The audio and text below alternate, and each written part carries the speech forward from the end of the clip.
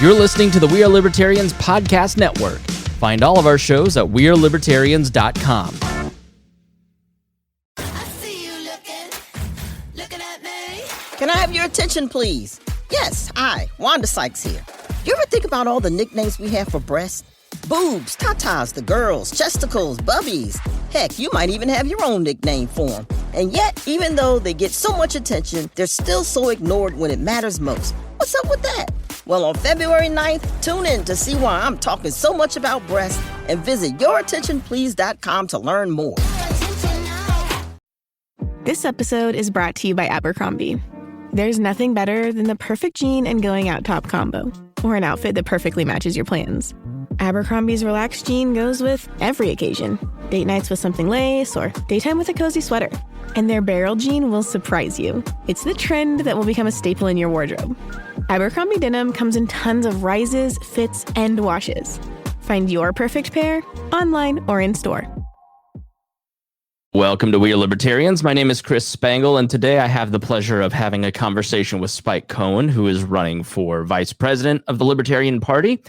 And he is running with Vermin Supreme, who we will talk about. I'm sure many of you have reservations, but I was on Jess and Chrissy's podcast that I didn't know anything about Vermin, and I never heard of Spike. And then I was impressed with both of them, but especially Spike.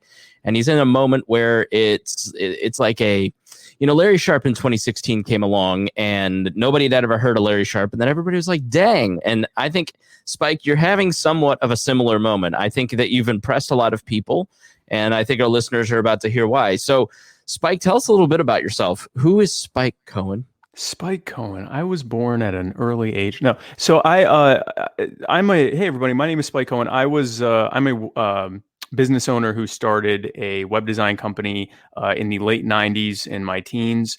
I started, owned, and operated and grew that company into a fairly decent sized company, and then sold it 3 years ago so that I could focus my life on my real passion, which is spreading the message of liberty to a public that often hasn't heard of things like self-ownership, non-aggression, property rights, voluntary solutions. They haven't heard these things. That's not part of the cultural conversation that's happening. What they're hearing is a bunch of people arguing over how much more government should grow, how much more involved in your life the state should be, how many fewer choices you should have, and so forth. And so that culminated in my becoming the host of My Fellow Americans, the co-host of the Muddy Waters of Freedom, and the co-owner of Muddy Waters Media.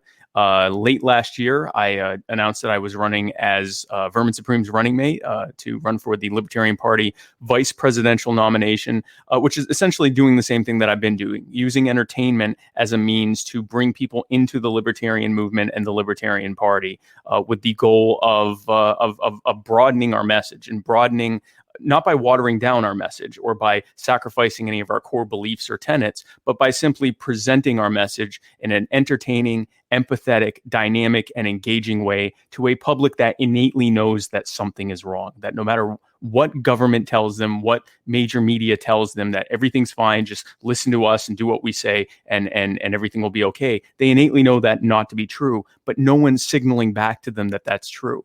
And so that's why I'm running, to give a voice to people to be able to know that that is correct and to explain to them why that's the case. So let's go back to Baby Spike. That is your real name. It's not. Yeah, I didn't. I saw a post that was funny that you declared your name Spike and made everyone call you that. Right. Yeah. So did you grow up in a political household? Like, when did you decide that you might be a libertarian? I mean, I was a Republican, and then I came from a Republican family. I converted to libertarianism, in 2007. Did you grow up in a political household, and when did you start to realize that I may be a libertarian? And what's your origin story? So interestingly enough, I was raised in somewhat of a, liberty-leaning Republican household, or I guess maybe conservative household. So like a liberty-leaning conservative household. And I actually rebelled for a while by becoming a neocon, especially after 9/11 and the run-up to the Iraq War and everything. I bought into the entire right-wing media hype about, that we needed to spread democracy and freedom around the world, and that the terrorists hated us for our freedoms, that we needed to fight against Islamofascism and all of that nonsense. And so I was very much into that. And then over time, I kind of thankfully there were some liberty-leaning people who were actually willing to engage me instead of calling me a bootlicker or a cop sucker or whatever, and made a point of actually engaging with me on the internet about these things and talking with me on the phone about these things, and that encouraged me to research further what I believed. And the more research I did, the more I went from being a sort of a neocon to, I guess, kind of a constitutionalist, to a paleocon / minarchist, and then eventually to sort of a libertarian. And now I'm more sort of on the radical, like, anarchy side of libertarianism. But no, starting off very much in a liberty leaning conservative household. So my parents voted for Ross Perot in '92 because Bush wasn't, Bush raised taxes. So like that kind of household, they were fine with being the ones who voted for Perot and didn't see Bill Clinton as being any better than George Bush. So that was sort of the household I was raised in. I was also raised in, I am Jewish, and my father is a retired rabbi, and he actually made a point of telling me that we need guns, and he would talk about things like the Holocaust and the pogroms and everything, and he would say, if things get bad, we potentially could be the only ones who can defend ourselves, and we may have friends who will help us, but there have been times when things have turned really, really bad very, very quickly. And so we need to be able to defend ourselves. So very, very pro-gun household my entire life. And so, I mean, even when I was a hardcore neocon and I would see some of the neocons who were, in favor of gun controls and stuff. And I'm like, no restrictions whatsoever. That I've always been straight up hardcore libertarian on the gun issue, even in my worst times. Yeah, that's interesting. So I'll ask a delicate question. You don't seem to mind those. As a person of Jewish heritage and faith, I don't know what that's the two are not mutually exclusive, it seems. Mm-hmm. I find that there are elements in the libertarian movement, especially on the more radical ends, that if you scratch the Fed stuff sometimes too hard with some people, you end up back at the Rothschilds and the Jews control everything. Right. I haven't ever thought about that, like in terms of the pogroms and the Holocaust, and we need the Second Amendment to protect ourselves from that. That's a very libertarian leaning aspect that developed out of that. Yep. I mean, how do you deal with people when you kind of run against that anti-Semitic grain within the libertarian movement, or do you agree that exists? I mean, maybe I'm just overly sensitive. Oh, it absolutely exists. Here's the thing. Any movement that maximizes human freedom is going to attract some scummy people, because the signal they're getting is, oh, I can be free to be as scummy as I want to be. Right. So now, and that's true. You are free to be as scummy as you want to be. What they don't get is that in a truly free society, they'll be scummy and everyone else is going to voluntarily disassociate from them. And they're going to be in an even lonelier position than they are currently, where people are kind of forced to associate with them. So it's actually not going to work out for them. But that's the signal they get. When they hear freedom, they think, well, freedom to be an asshole. Freedom. I'm sorry. Can I swear on this? Yes, you can swear. Oh, okay. Yeah. Freedom to be a jerk. Freedom to be anti-Semitic. Freedom to be racist, bigoted, whatever. And again, that's true to an extent, but I think the correction of the fact that the vast majority of people aren't going to be that and are going to disassociate from people like that will correct that kind of thing. But all that to say that, yes, when you get into, for example, ending the Fed and ending the central banks, that's going to attract the people who want to end the central banks because they associate central banks with Jews. When you talk about, for example, bodily autonomy, we've attracted a lot of people that are very much against circumcision because they see it as, a violation of the child's bodily autonomy rights, which that's certainly a conversation to be had. And I respect people's opinions on that. But anything that says circumcision shouldn't be allowed is going to attract people that are against circumcision because it's a Jewish thing and they think that it's a way for the Jews to steal our penises or whatever. I mean, so this is, it's valuable possessions. Exactly. These are like some odd pipelines that it could go to some weird places where you're like, yeah, I like bodily autonomy. Hey, why are all these Nazis here? But so, no, that's not the movement, but any movement that talks about freedom is going to associate people who want to be free to be scumbags. Any movement that talks about ending, centralized power is going to attract people who associate centralized power with some demographic group they don't like. So that's sort of happening right now with the pandemic stuff. You share some information, and the next thing you know, you're being swarmed with anti-vax people, which if you're pro-vax, anti-vax, I don't care. Like, we can all be friends. And have that discussion. I think it's a discussion worth having with rationality and less emotion. But it is funny where you're like, you see the pandemic thing, and then you scratch that person a little bit further, and then you're like, oh, whoa, wait a minute. Malice's quote about take one red pill, not the whole bottle, is just, I think that's such a great warning for new libertarians. Like, it's like when I first converted to Christianity, I immediately veered right into the end times and the Left Behind theories and, Bill the Clinton, Seven Hills, and Antichrist. Yes. And all of a sudden you go, whoa, okay. All right. It's really just about treating people nicely, and new libertarians, it is almost like a conversion thing there, where the newer libertarians are always more zealous, and they're always find the secret knowledge of being whatever belief system they're in. So take one red pill, not the whole bottle. It's like a Dunning-Kruger thing, right? So it's like, I'm going to become the most libertarian oh no, people don't like me anymore, and maybe I should. Shopping is hard, right? But there's a better way. Stitch Fix online personal styling makes it easy. I just give my stylist my size, style, and budget preferences. I order boxes when I want and how I want. No subscription required. And she sends just for me pieces, plus outfit recommendations and styling tips. I keep what I love and send back the rest. It's so easy. Personal styling for everyone. Get started today at stitchfix.com/Spotify. That's stitchfix.com/Spotify. You found your person. Now let the Knot help you with everything else. The Knot connects you to the wedding inspo, vendors, venues, and planning tools you need to make your day totally you. Having helped plan 25 million weddings, we've got your back when it comes to every little detail like RSVPs, budgets, and more. Because your wedding comes to life with the connections that matter the most. Get started at theknot.com/audio. The Knot. Let's plan your wedding together. Rethink some of these things, and then over time you're like, you know what, actually I am, I do believe in our precepts and our principles, but I don't want to go in a weird path on it, right? So that is sort of what there's sort of that natural progression there.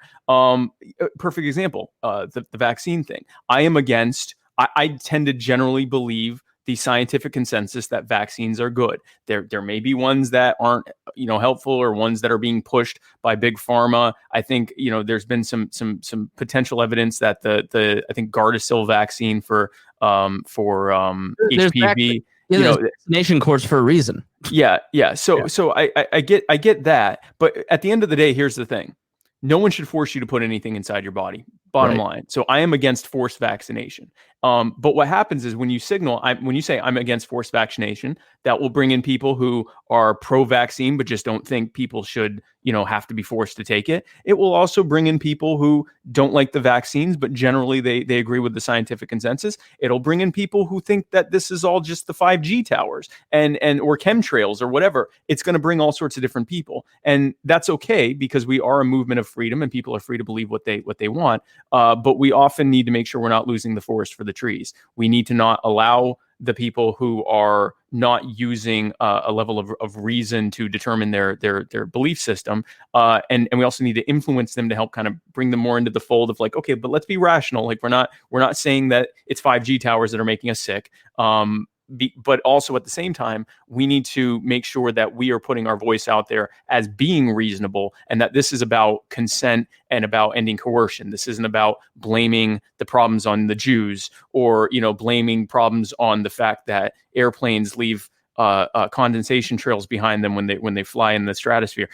This kind of stuff. We just have to be, we have to be mindful of that. But that's not the movement. It's just that's what a type of thing like this will attract.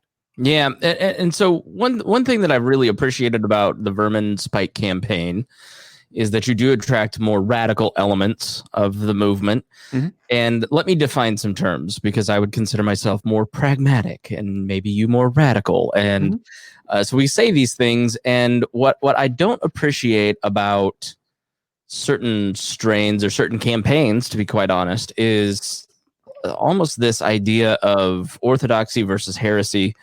If you're with us, you're either with us or you're against us. Right. When Justin Amash gets in the race, he's not a real libertarian. He's too, he believes these things. It's happening to Judge Jim Gray with jury nullification. Man has a multi-layered view of jury nullification because he's a judge. He has more knowledge about this than you and me because he's a judge.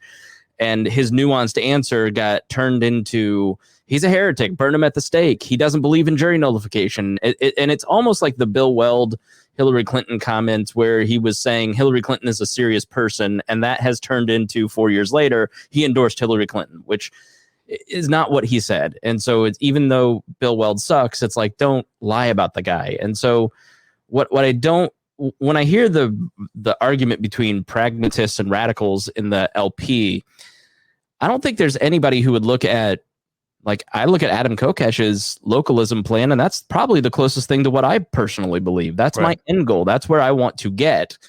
But I have worked in politics long enough that I have these series of steps that I want to get to, because the population at large isn't just going to adopt a radically new belief system. But I appreciate that there are people like Adam Kokesh or yourself or other quote unquote radicals that are willing to make that their messaging strategy of here's the end goal. Here's the destination that here's the destination that we're trying to get to, versus you need a Judge Jim Gray, you need a Justin Amash to lay out the policy plans to get there, the directional libertarian who's saying, here's where we're at and here's where we need to go to get to this endpoint.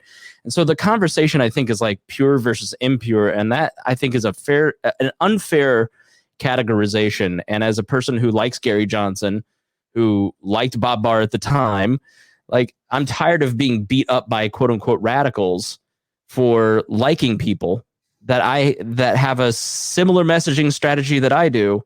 And it sort of becomes unfair and unkind and irresponsible in a certain way, because you're not allowed to have those nuanced discussions of we need to do this, or this is how I think about it, because we slip into heresy versus orthodoxy.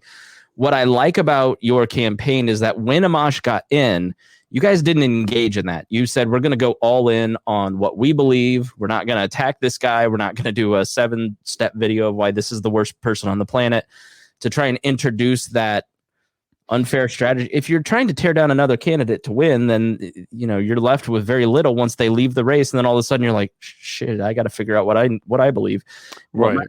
And you guys haven't done that. And I really do appreciate that, because as a person who was an Amash fan, I think it was noticed by those of us who are on a different stripe, that you're willing to say, here's what I believe and here's what I'm about, and you can get on board or not.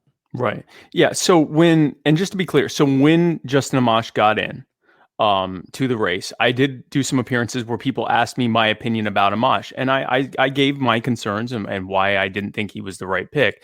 But I think that there's a difference between that and trying to kick him out of the party, or say that people who support him are, not real libertarians and things like that. First of all, that's just terrible messaging. If you, as a, more pragmatic person, and me as a more radical person, if I'm hoping to influence you over time into being more on the radical side, or at least being understandable and amenable to our goals and our strategies and our thoughts on how to move forward as a party and as a movement, the absolute worst way to do that is to try to make you feel like a bad person for disagreeing with me. That's not a good way to do it, because then even if I make good points, you are going to reflexively reject what I say. That's just a natural thing. If I've attacked you, the English Reformation and the Spanish Inquisition is the worst way to get people to convert to your way of thinking. Turns out, yes, I might be able to get you. If I went full Spanish Inquisition, actually forced you at sword point to join, yeah, sure, you might join, but you're still going to be a prag on the side when no one's looking. So, and since I can't physically force you to do it, nor would I want to,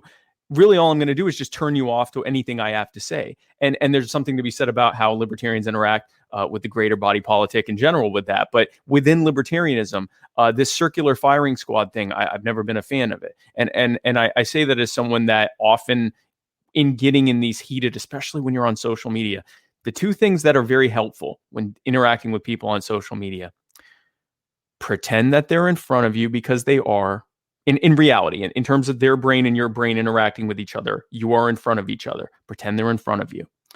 Pretend that everyone you know and care about is watching, because they potentially could be, as well as a bunch of other people you don't know.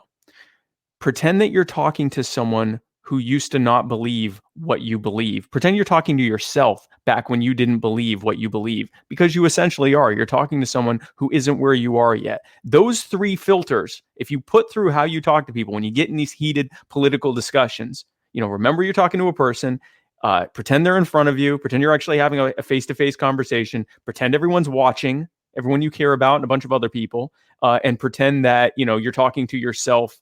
That isn't quite where you are, back when you weren't quite where you are in your now pinnacle of belief that you've reached in this very moment, with nothing else to ever learn in life again. Pretend that those three things, and that will go a long way in how you interact with others. And that's, at the times when I get very, very heated, I have found that, actually forcing myself to go through those filters has been incredibly helpful, to the point now where I don't really engage that way anymore. But so in terms of strategy, for me to talk to you that way or to interact with you that way, especially when we're already such a small group to begin with, to try to constantly whittle down to the absolute most pure, aged beef part of libertarian, you're making something that's so small and diminutive and has already burned so many bridges that you're not going to get anywhere. Now, I have to say, because you triggered me a couple times with a few of those things, with the Bill Weld thing, he did not say, I endorse Hillary Clinton. But he absolutely did go on major media and say things like, if you aren't considering voting third party, you should vote for Hillary Clinton. And here are all the reasons why Donald Trump is a terrible candidate. And here's the problem with that. When you're already a small third party and you're talking to voters who are strategic, almost all voters are strategic voters, when you keep telling them that this other option that has a much greater chance of winning is really a good option, it's not a bad option, and it's way better than this other option that also has a really good chance of winning, and that you in the middle are the best option but have almost no chance of winning, what the strategic voter is hearing is, don't vote for me, vote for this option. There's no doubt that Bill Weld, on almost every single way, was he had no loyalty to the movement. He had no loyalty to the party. He had no loyalty to the ideology. He didn't understand the ideology. He didn't understand us. And he didn't care. I'll give Kokesh credit because he first kind of went after him, but then got to talking to the guy and helped kind of move him more towards our way of thinking. But there's no doubt that Weld sucked. And was just a, Judge Jim Gray as a running mate was infinitely better than Weld as a running mate when you compare those 2012 and 2016 campaigns.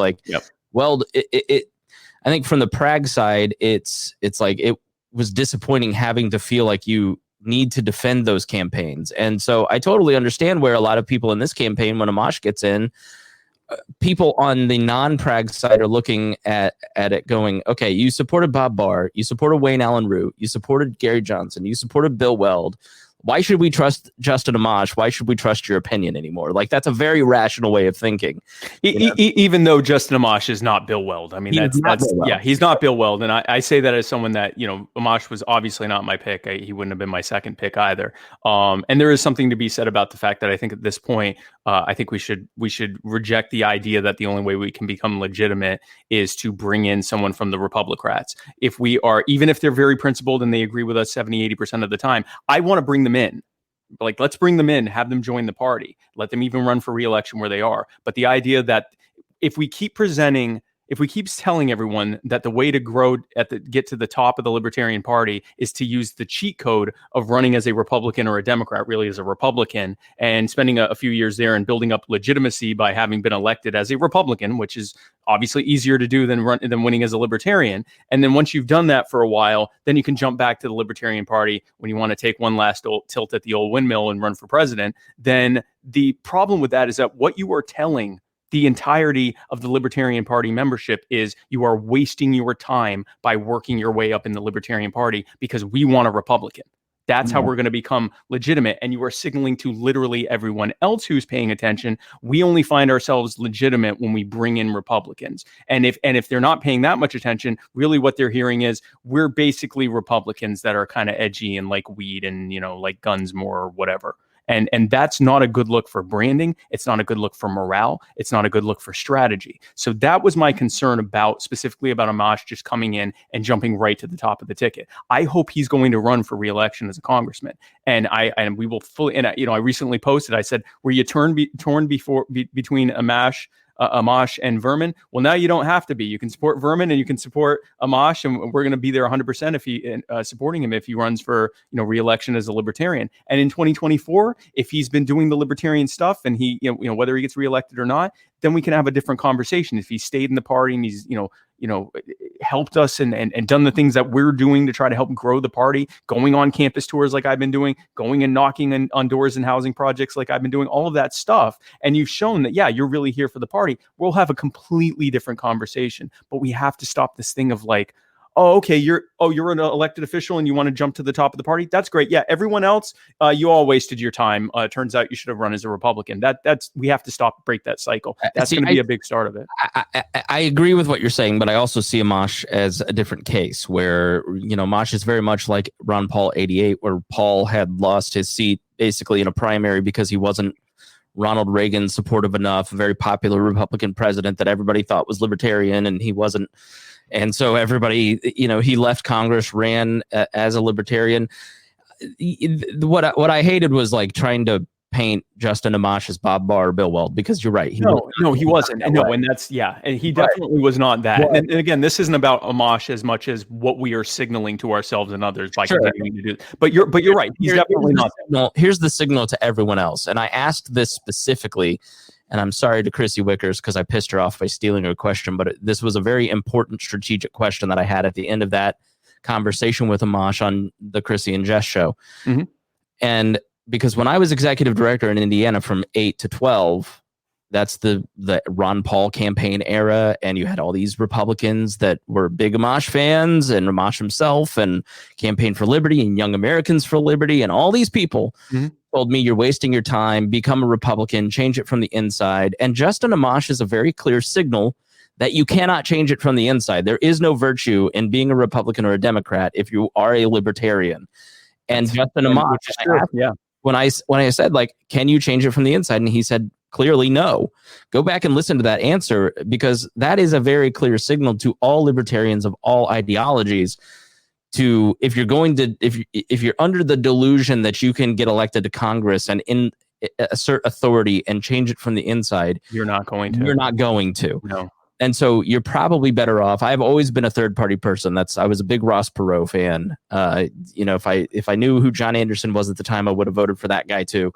And so I've always been a third party person because I was a reporter as a youngin, and I saw how corrupt both parties were. And Amash sends a signal to all libertarians that you're wasting your time if you're anywhere else. The problem is, are you wasting your time as a libertarian? And I would say no. I think that on the local level, I've seen so many campaigns, Rupert for governor, for instance. Rupert from Survivor ran here in 2012, and several of his policy points were adopted by Mike Pence when he became governor. Which is a win. That is a type of win, yes. Yes, because they tested it, and then they started running ads on increasing vocational education. Yep. And so part of our conversation, and I don't want to belabor too many of the points that we had, I would encourage people to go back and listen to my conversation with Vermin and Spike on the Chrissy and Jess show. It's in our podcast feed. What do we call it? Spike and Vermi Easter special with Vermin and Spike. Yeah. And I thought you both were very articulate about a lot of the things that you believe. But one thing I pressed you on that I think my audience has an issue with is what we dealt with on the Rupert campaign. He's got a big beard. He's wearing tie-dye. He was on Survivor. How can anybody ever take this person seriously? He's not a smart person, he because he was on TV. How did you seem very intelligent and very bright. How did you fall into a campaign with a man wearing a boot on his head. What is wrong with you? Are you? You seem normal. What's wrong with you? It's funny. I had a conversation with Hody Johns, who just endorsed us. I'm name dropping now. Yes. Hody Johns, who's with We Are Libertarians. Certainly didn't do it on behalf of We Are Libertarians, but he is a part of We Are Libertarians, as is Ryan Lindsay, the editor-in-chief of The Heretic, which is the We Are Libertarians podcast or newsletter. Also endorsed us. Yep. We're working our way up. We're working our way up the We Are Libertarians ladder until we've achieved peak saturation. But so talking with Hody, he said, initially, I liked you, I was following you, I was really into you, and then you became Vermin's running mate, and I started second guessing all of my ways of judging people's characters, and so here's the thing: a year ago today, really up until this last summer, I've been following Vermin since like 08 or either 08 or 2012. I forget which cycle I first saw him, and I'm like, this is perfect. This is hilarious. In 2016, big fan. But when I found out last year that he was actually running for Serious as the Libertarian, for the Libertarian nomination and had a campaign team and everything else, I thought, I don't know what I think about this. Like, I don't know if this is a good idea. I think he's a good guy. And I totally, I was in on the joke. I got it. I totally got that. But I'm like, but is he the right pick for us? I don't know. But I had a lot of people that I respected who were on his campaign team and who were vouching for him and saying, you know what, he's our guy, or he may not be, my top pick, but he's one of my top picks. And I thought, well, that's really interesting. And so I spent time on why that is. And I realized something. First of all, there's an entire generation of voters who have grown up watching him and whose poli-sci professors have been talking about him. And they have a completely different concept of Vermin than we do. They see the boot and the ponies and everything else, and they don't think, that's a funny shtick. They think, this speaks to me. I find this less silly than the other people who are also basically just pretending to have authority and making a bunch of promises that they're never going to keep and that we all know they're not going to keep, but no one can say that. We're supposed to pretend they're definitely going to keep them this time. And yet here's someone who's just doing the exact same thing, but in a silly way. And they intuitively get it and they love him, which is why if you go on Twitter right now and type in Vermin Supreme, you're going to find an endless stream of people saying, I'm voting for Vermin Supreme. I'm supporting Vermin Supreme. I'm not a libertarian, but I want Vermin Supreme. If Vermin Supreme's not on the ballot, I'm going to write him in. I was a Bernie supporter. I like Vermin Supreme. I was a Yang supporter. I like Vermin Supreme. Like, endless. It's endless. And anytime I've gone anywhere with him, he gets mobbed. And he increasingly now gets mobbed even if he's not wearing the boot, because people are now recognizing him from all of his appearances without a boot. But so the whole point of that is that, and we call it boot pilling.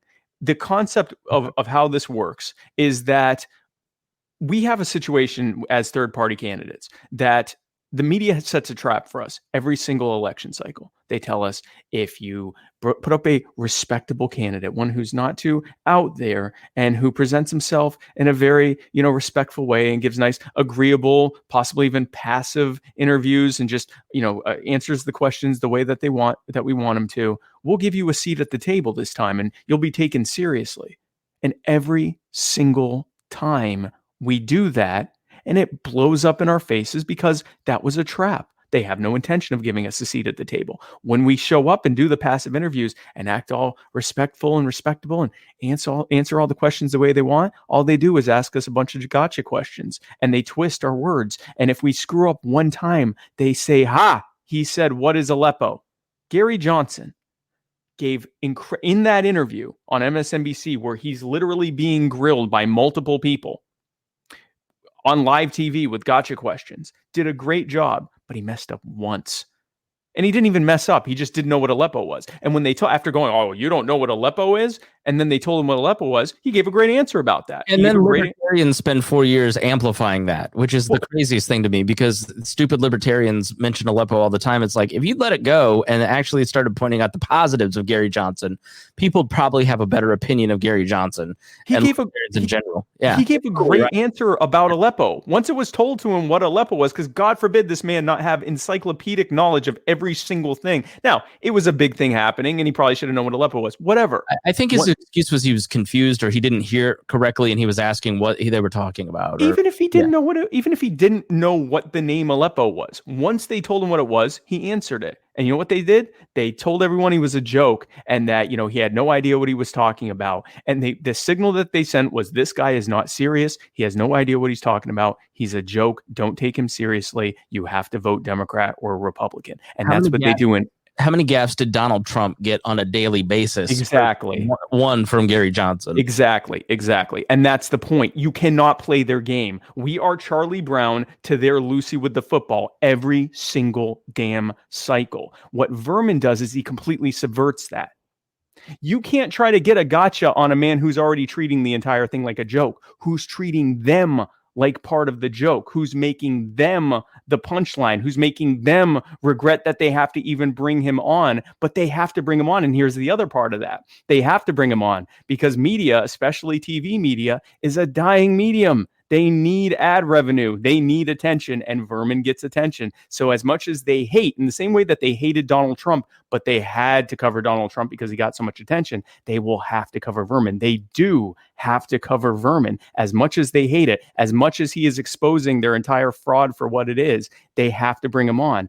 The other thing he does is that people tune in. He gets their attention and they're entertained. They don't feel like someone's about to tell them something that's going to challenge their belief system, and their cognitive defenses are way up, and they're ready to fight back in their brains and say, no, you're wrong. I'm a Republican. I'm a Democrat. They're being entertained. They're finding this funny. They hate the media too. Almost everyone hates the media. They love watching these reporters get flustered over all of this, and they get innately all of the allegories of what he's I'm another politician promising you a bunch of stuff that I'm never going to follow through on.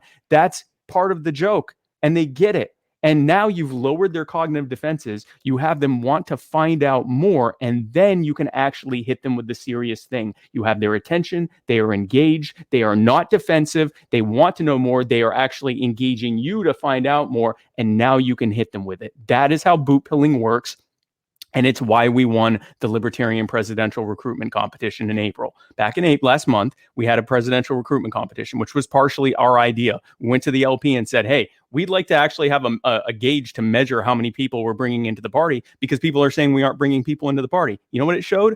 Vermin Supreme and I brought more than brought almost double the number of new recruits to the Libertarian Party as every other presidential candidate combined. And we've been doing that every single month. And the reason we've been doing that every single month is because we are doing a level of engagement outside of libertarian circles, even as we are trying to signal inwards within the Libertarian Party, do delegate service to pick us. We are still able to reach outside of libertarian circles and bring people in with a good-hearted, good-natured, humorous and satirical approach that has a serious edge to it of how we message libertarianism, and it is working. Yeah. So the tagline for We Are Libertarians since 2012 has been all the irreverence modern politics deserves, and right. we employ the same tactics. We're less of a comedy. We're less of a comedy show than we were in 2016, but we're still unprofessional, as evidenced by me belching into the microphone. We used memes as people early on because every libertarian outlet shares memes now. But when we started doing it in 2013, 2014, no one else was doing so much shit from people. Nobody else was doing it. And everybody was like, you guys are unprofessional. You look like jokes. You're just being ludicrous. You need to play the standard commentary game. You need to act like Bill Kristol. And now everybody's doing what we were doing. Everyone's doing it. Everyone is, I'm much less of a joke to people than I was back then. And so I do get it. And I have seen our path and the acceptance of We Are Libertarians in much the same way as you. Like, people didn't get it, especially 2015, 2016, when I was just, I'm fairly alienated from my own state party at this point. And because you memed your way onto the internet, which is now standard issue. That's what you do. You have to use memes now. Everyone's using memes now. Somebody recently said in a group who eats sour grapes by the pound, was like, well, just like when people confuse the Libertarian Party of Indiana with We Are Libertarians. It's like, yeah, I wouldn't want them to confuse a national organization with thousands of dollars a month coming in and hundreds of thousands of listeners. It's, you just go, God forbid they associate an incredibly popular and growing thing with this, with this state affiliate for a third party. yeah. And so, you take your shit, you take your lumps, it's all about you. And yeah, it is somewhat all about me. But at the end of the day, I've learned that humor brings down people's defenses. And so, so I do totally co-sign on that strategy. And this is the closest you're going to get to an endorsement from the head of the We Are Libertarians Network, because I do like to remain neutral. This is an endorsement. I cannot imagine, and I do not know anybody that is excited about a Jo Jorgensen candidacy. Now, I'm sure she is a very, very nice woman. I have not talked to her. Yes. No, she is absolutely. I've met her a handful of times now. She's a very, very nice lady. Yes. And everybody that I know that is around her, that is on her campaign, great people like Joe Houtman, speak so highly of her. Steve Dosbach. Yep. Yep. And so Jorgensen, based on a delegate poll, a pretty solid poll, wins in the 10th round of voting. And that is a great example of the 1,000 delegates who are made up of people who have been in the party for 30, 20, 10 years, who have worked with her. She was a former vice presidential candidate. Mm-hmm. They know her, they trust her, they believe in her. And so they're putting her up because of organizational trust. They're not thinking about the average libertarian who wants to promote a Libertarian Party campaign, and it's not going to be Jo Jorgensen. I'm sorry. Like, there isn't anything in me that says I want to use what I've built here to promote Jo Jorgensen, because I don't have a bad opinion. I don't have a good opinion. I don't have an opinion. It's like I'd forget that she's there, and that's what's going to happen if she's the nominee. And I feel that way about sort of Judge Jim Gray, who I probably would vote for if I were a delegate or a member of the party. Hornberger is one of those people where it is like a Ron Paul thing, where he's going to activate people who are already libertarians but don't know it. But like, oh well, like he again, you're going to go promote him. Adam Kokesh, we're not going to get into. But Vermin is, and the people that I have talked to, Vermin is the only one in my circle where people are like, yeah, I'd share that because I want to be in on the joke. It will be fun. It will be an entertaining thing. And so the grassroots libertarians are you're the only campaign at this point that's exciting people. Like, once Amash left, I was just like, I don't care which one of these people wins, because I'm not going to fuck with it. You know what I mean? So maybe that's bad on me, but I just, it's like, I've got other stuff that I've got to worry about. And I think there are a lot of adults that are going to feel the same way. So I'm not going to ask you to talk bad about any of your fellow people, but I will say that is the case for the Vermin Supreme campaign, is that in me just kind of anecdotally testing the people that I know, the dozens of people that I've kind of talked to about who you supporting, Vermin is the only one that actually brings any excitement. And even if they are Gray delegates or Kokesh or Hornberger people, they're like, yeah, I'm okay with Vermin.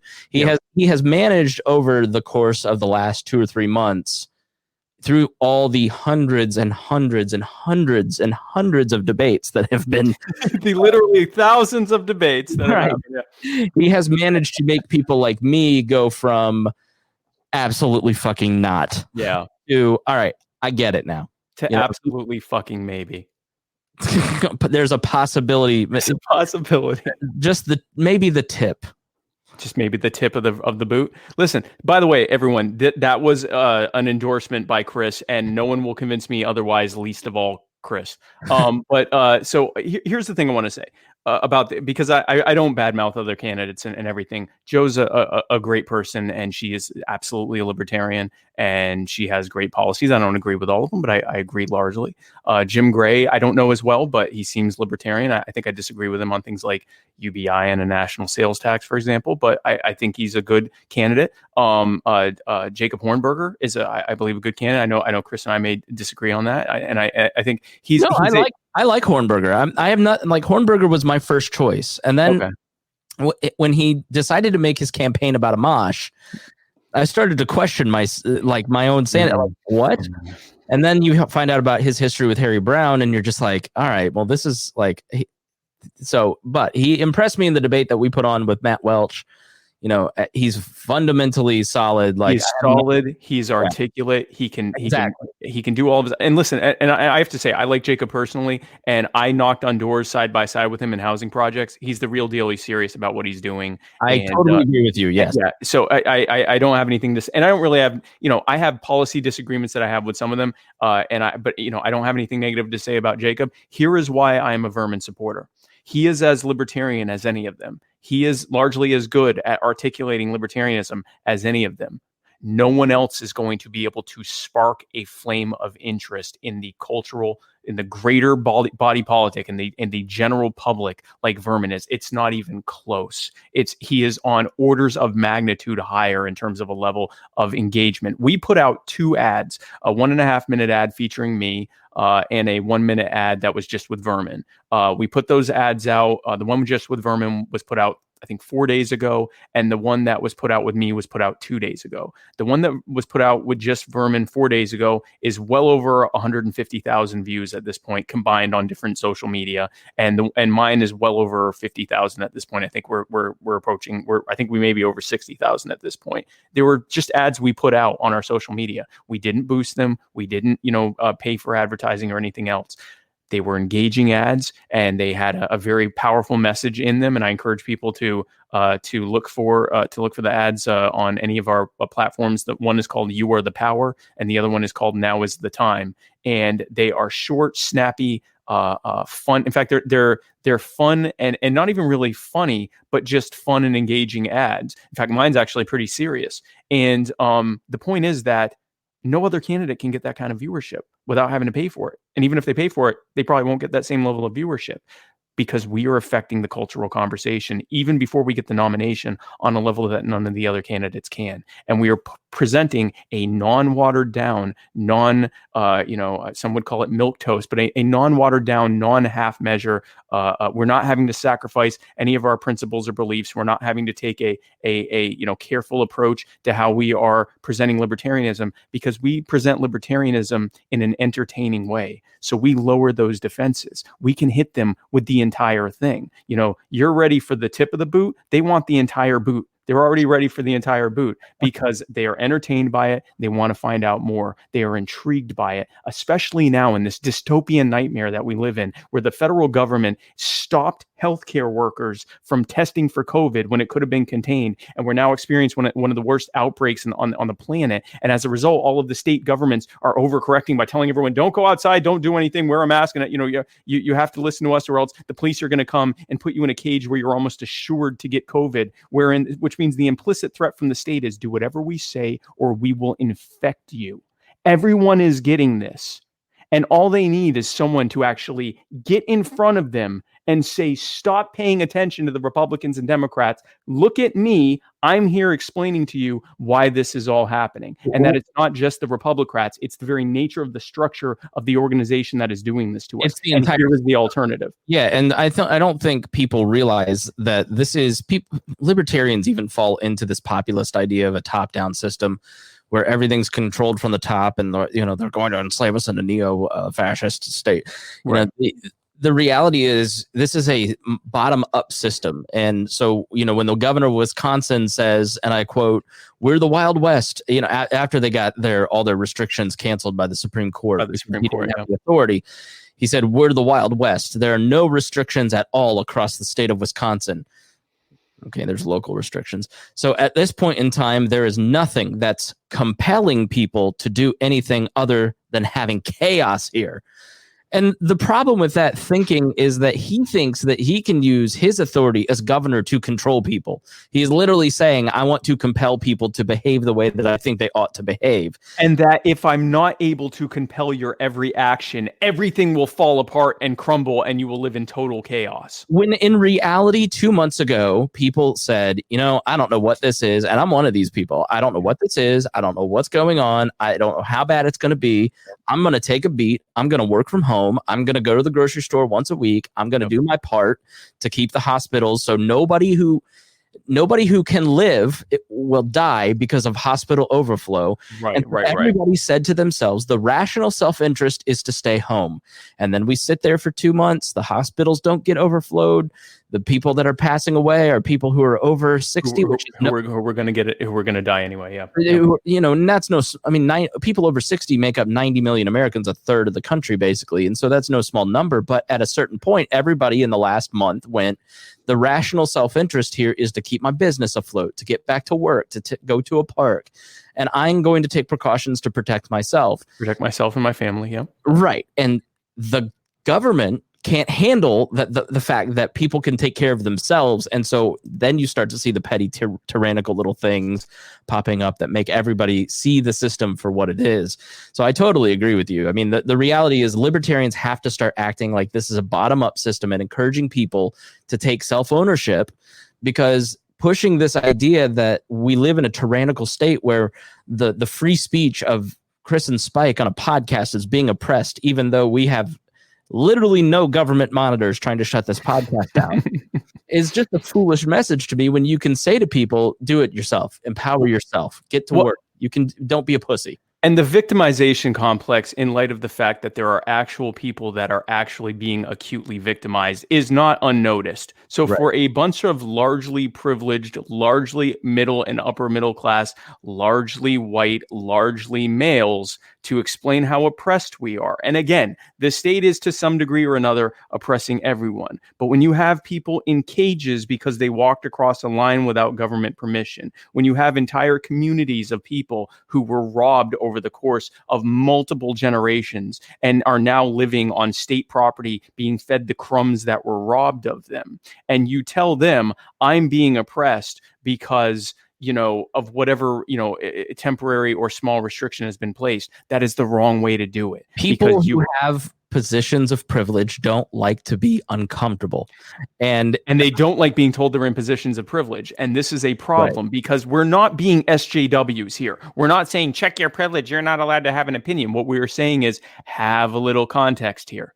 Right. Because when I went to housing projects, I had to check my privilege a little. When I went to housing projects to tell them, this criminal justice system is treating you poorly, and we as libertarians are against it. You know what I realized? Something very quickly. The first couple of people were like, who are you telling? I know that. Let me tell you what my day was like today. And they started telling me about the number of times that, they basically have these mesh protective networks. They don't even know they have never heard that term, but where when the police come in, they call each other and let them know that, the police are there. When a bunch of white libertarians showed up and knocked on doors, they called each other and people started coming out to see what was going on because they didn't know if we were the police or what we were doing. And they knew that the reason they do that is because the police aren't there to protect them. They said, our neighborhoods aren't safe. If we call 911 for something serious, they might show up. But if, just on a daily basis, they come through to make sure that if someone's mowing a lawn, they have a license, that if someone is, if someone reports someone else for, cutting hair or advertising that they're cutting hair or whatever, and the county sees that and sees that they don't have a license or registration for that, then someone's going to come in and check on them. They know that the police state is oppressing them. They don't need anyone to tell them that. And it took me a couple it's not about skin color either. The financial insecurity that most Americans, including myself, have faced or felt or faced the prospect of over the last 3 months is how a large, probably 40% of this country lives. Paycheck to paycheck. Yeah.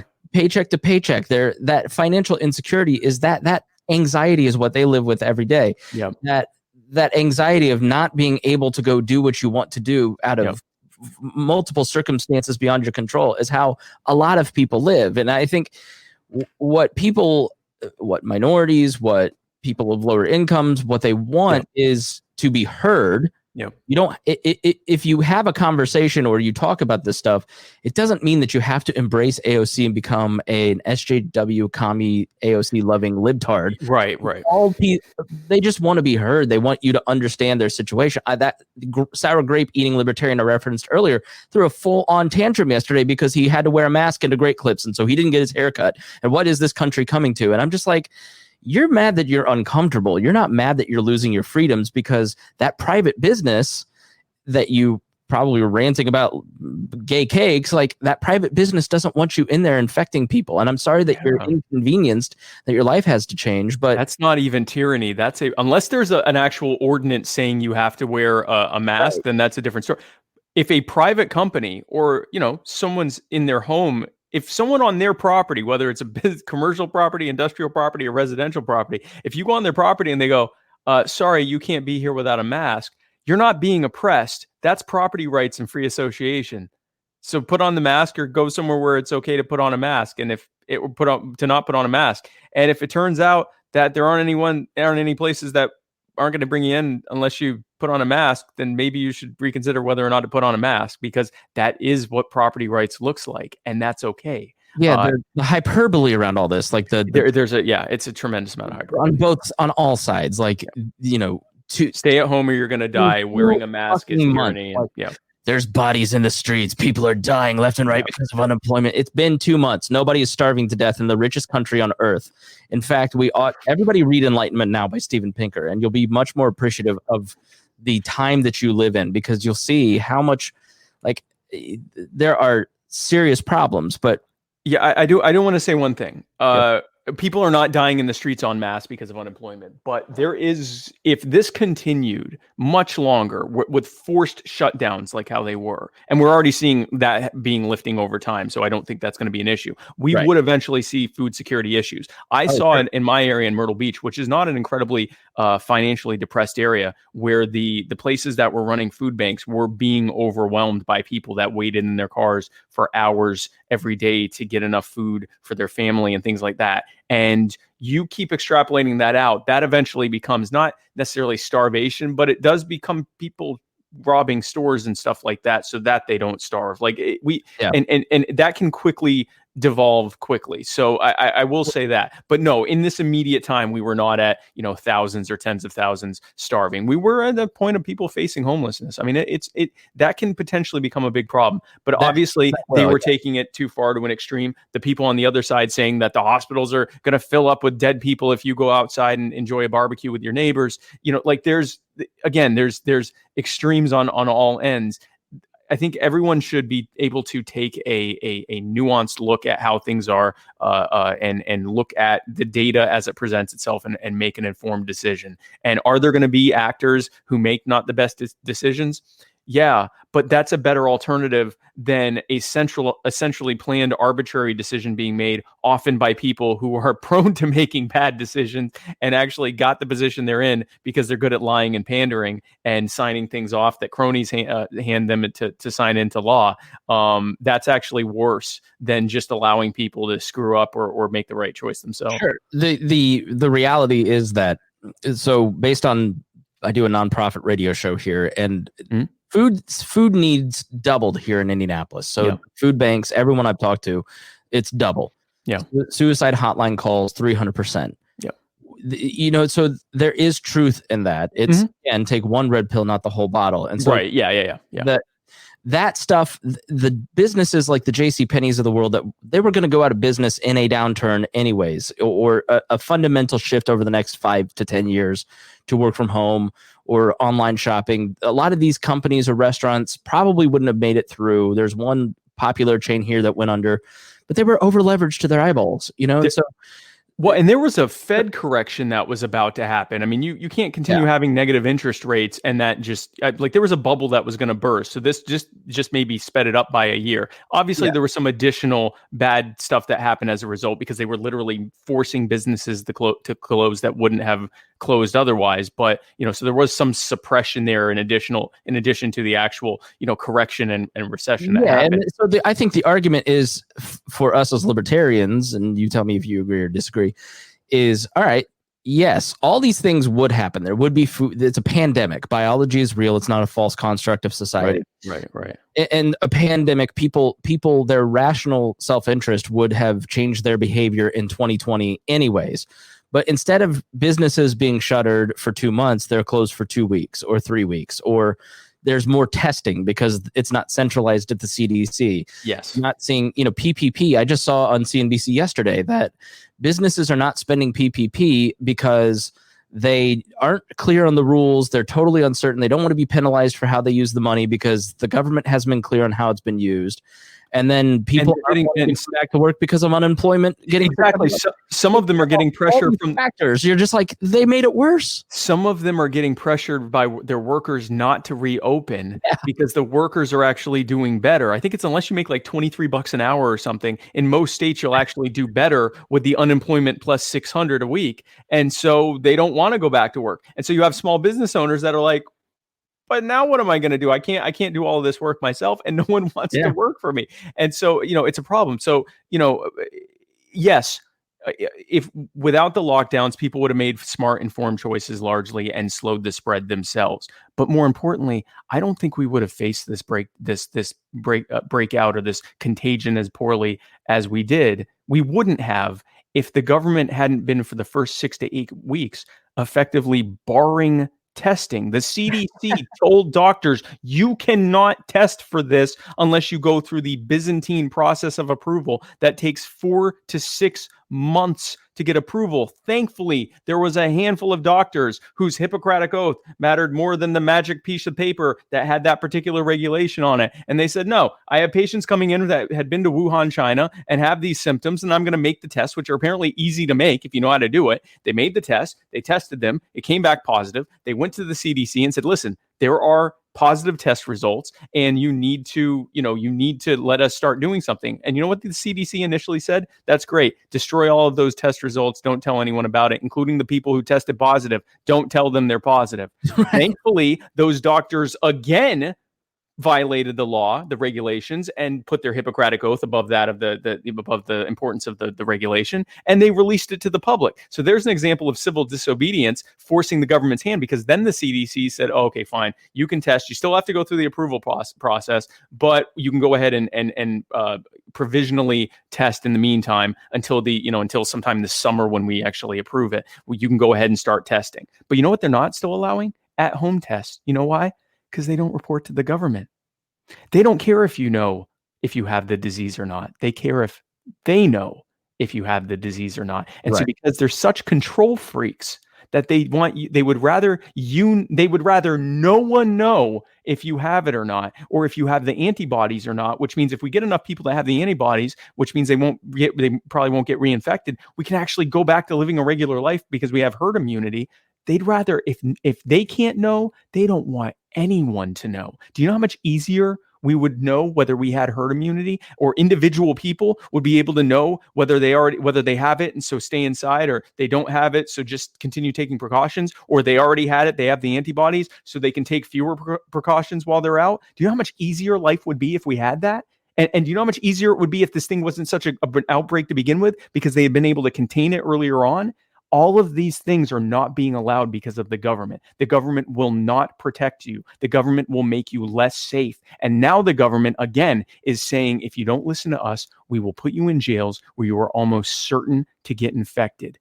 In other words, they're saying, we will not keep you safe. We created this problem. And if you don't listen to what we have to say, we will infect you with this disease that we told you is so serious.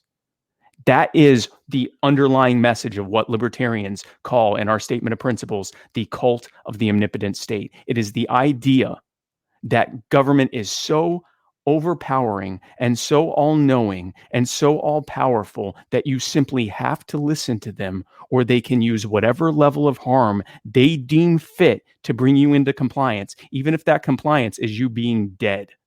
That is the cult of the omnipotent state. We need to challenge it at every single step, and we're not going to be able to do that until we change the cultural conversation. We're not going to win politics, which is downstream of culture, until we win culturally. And we're not going to win culturally until we get in front of them and explain what it is we have to say. That is why I support Vermin Supreme. That is why we are doing this. That is why we are affecting the greater culture, is because people need to hear this. And they're not going to hear it from someone who looks, acts, and presents themselves like just another politician. They never will do it because they have been conditioned to believe that politicians will lie to you. That is why 46% of voters, eligible voters, did not vote in 2016, because they knew deep down, what we all know to be true, if you vote for a Republican or a Democrat, it doesn't matter. They are going to lie to you, and it's a waste of time. You might as well do something else on a Tuesday. You might as well just go to work and make some extra money, or go, if it's in the evening, go and see a movie or something. It'll be a better use of your time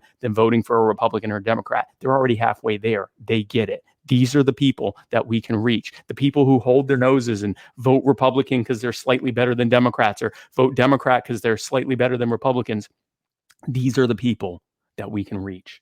And we have to, the only way you can do it is if they know you exist. That is the purpose of Vermin Supreme. That is the purpose of me. That is what we are doing. We are boot pilling people. We are bringing more people to the Libertarian Party than anyone else. And we will continue to do so because our way works. Nonlinear messaging, bringing things together in a humorous way, making people want to hear what you have to say, making people enjoy it and be entertained by it and want to hear more and have their defenses lowered and be completely engaged. That is how you bring people into it. All right. Well, you see why he is gaining in popularity. Spike Cohen, it was great to talk to you today, and I wish you the best of luck in your contest. I appreciate it. Thank you, Chris. And guys, if you want to find out more about us, verminsupreme2020.com. We also have a new website, inonthejoke.net. So if you like the joke, but you want to hear more serious stuff about what we actually propose in terms of policy, inonthejoke.net is a completely serious policy platform. And we are building on that. We're about to be adding our new plank on common sense police control for the children. And but we have stuff on there about everything from immigration to climate change to war, to the war on drugs, to sex work and everything in between. If you want to see me on social media, right over here on Twitter I've gotten good at doing this. Twitter @RealSpikeCohen, Facebook, facebook.com/literally Spike Cohen, or you can type in, if you're in the Facebook search bar, it's Spike Cohen, your next VP. And I would be happy to hear from you. If you want to buy some merch, you can go to verminsupreme2020.com and go to our store. If you want to donate, we'll take crypto. We can take your crypto, give us some of that Bitcoin you've been hodling. And we would love to hear from you. We'd love for you to join our team. If you are a delegate, I want you to know that I love you more than I've loved anyone else in my entire life. And I promise you that is not a pander. No, seriously, if you're a delegate, feel free to reach out to me. If you have any questions, I would love to answer them for you. I hope to have your support. We want to grow this party. We want to grow this movement. We want to start affecting change at the cultural level, at the public level, change the needle away from the ever-growing state, ever-growing government, ever-growing control into every aspect of your lives, and towards people questioning whether we even need a government. And if we do, what should it even be involved in? You know, what things should it be involved in versus what can we do for ourselves and in cooperation with others? And I encourage you to join us in doing that. Thank you. All right. Thanks for listening, everybody. Thanks, Spike, for joining me, and we will talk to you soon. Thank you so much.